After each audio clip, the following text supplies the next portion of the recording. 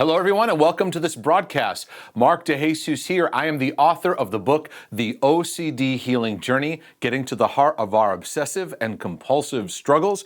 I like to dive into the subject and am very passionate about helping people break down the battle of OCD in its various forms. And today we're going to look at religious OCD, or otherwise known as scrupulosity. Now, what I'm going to share here applies to so many other areas of OCD, but what I want to do is map out what often happens to make our battleground grow, where we are spinning, spiraling, and in feelings of despair.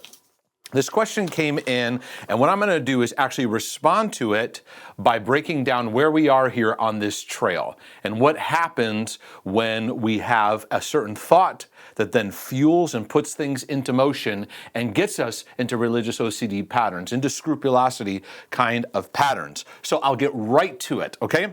The question starts off like this. This all happened a year ago. I remember I was on my phone in the living room, and suddenly I had a thought, an intrusive thought that says plucking your eyebrows is a sin.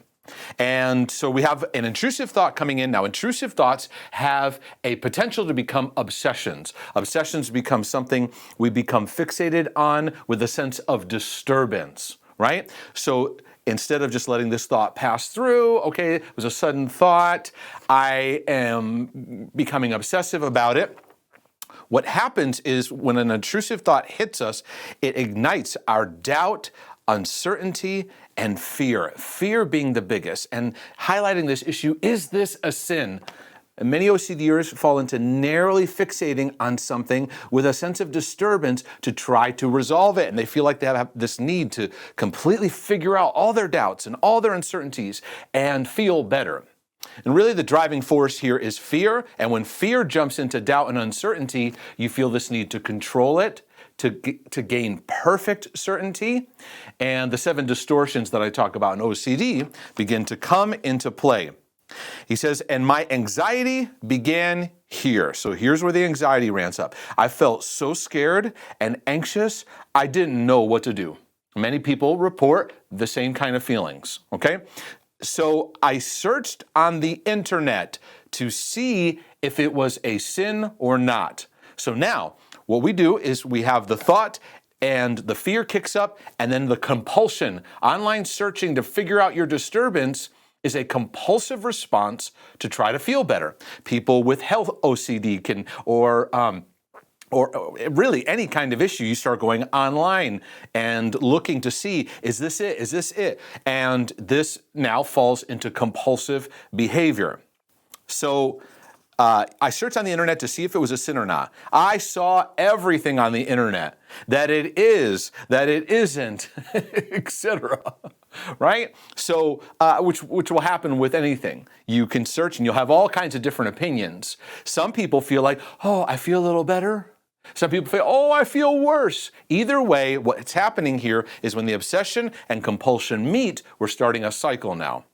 Because when we serve the compulsion, we are verifying that we need to keep following this fear. We need to keep listening to it. And we need to keep obeying what it's telling us to do, whether it's researching the what ifs or spinning about, ruminating, or whatever it is. So we'll continue. But my fear didn't stop. My fear couldn't stop, so I promised to God I wouldn't do it anymore. So in this case, the fear continues, right? Some people feel a little bit of relief here, but the fear comes back. In this case, the fear continues. Either way, fear's still having a strong work. So in response to the fear, we're trying to alleviate it. He makes a promise. Many OCDers get fixated on promise. I made a promise to God. I didn't keep it. I don't know, maybe I should promise. Maybe I should. This concept of promise becomes a very black or white issue. I need to make a promise, and I need to hold that promise, and I need to make sure that I do that just right. And it's a tormenting pressure on themselves. It's distorted, but it becomes another compulsion. So online searching didn't help. So we go to the next compulsion. And we often travel from compulsion to compulsion. The compulsive spinning inside, the compulsive reassurance seeking, the online searching, asking for prayer, asking if our friends could help us. We're trying to find our sense of safety. screaming out for that, right? Because the fear is the driving force. Now, we have to have a different relationship with fear if we're going to break through this. But in this case, we're following the fear and feeding it. So the promise here that he makes, I didn't want to make a promise. Isn't that interesting? But I didn't know what else to do. In fact, our compulsions, we go, I don't know that I should really be doing this, but we're trying to surrender to what fear is saying instead of standing to the fear and walking through it, as I talk about in many of my videos. So he didn't know what else to do. My fear disappeared. So what is the greatest trap of OCD? Is in those moments where we have the obsession and we do a compulsion and one of them seems to work. And that's why I put relief in quotes, because we get temporary relief. But what happens here is the intrusive thought expands. About 1 week passed and I was good. And then the same thing happened, shaving my legs, my armpits, playing basketball in my mind is somehow a sin. And that all confused me. I felt so lost, confused, and still am. And people will write to me asking me about video games, and is this, or this kind of book I'm reading, or this. And now we become sin fixated. The obsession is a sin fixation. And is it not? Is it not? Is it not? And we're following a compulsive fear. So the intrusive thought expands. So I'll continue here. And whenever I see a post on Instagram about God, I say, let it go. I have something better. It makes me anxious. Those sayings online where it's like, let this thing go in your life. God has something better for you. For an OCD, or they take those things out of context and they take it into a way of, oh, that thing that's disturbing, I'm not letting it go. I'm not surrendering it. There's many, many pathways. So we're under distortion, and it's going to get into distortion in scripture reading right here. And then I feel that God doesn't want me to do that, but then I read in Colossians about freedom, and I kind of know what it means to be a legalist. But fear in me wants to make sure that I need to know that everything is good, that something isn't a sin. I guess that's anxiety and OCD. Absolutely. So we see the fear here expanding and expanding and expanding. And so he says, I know this sounds kind of funny, but this is my reality, sadly. And many compulsives share, this sounds crazy, but here's what's going on. What they're sharing is they have a compulsion they do in response to an obsession, and it doesn't matter if it sounds logical or not. They follow it because fear has gotten a hold of their thinking. My mind thinks that if I promised I wouldn't do it, and when I said to God, I am letting that go, I can't do that anymore, I'm so confused. So he's reading in the scriptures about freedom and what it means to be a legalist, but there's a distortion in the scripture reading. So what many OCDers manifest is chronic confusion.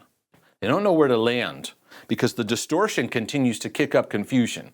Because when we follow the fear leads us into a smoke screen, but we're chasing it nonetheless. So it feeds this sense of confusion, sometimes a disconnect from reality. And others can say, you don't need to think that way. You don't need to follow that. But many can even defend their obsessive. No, I need to figure this out. So we're in a distorted scripture reading confusion world here.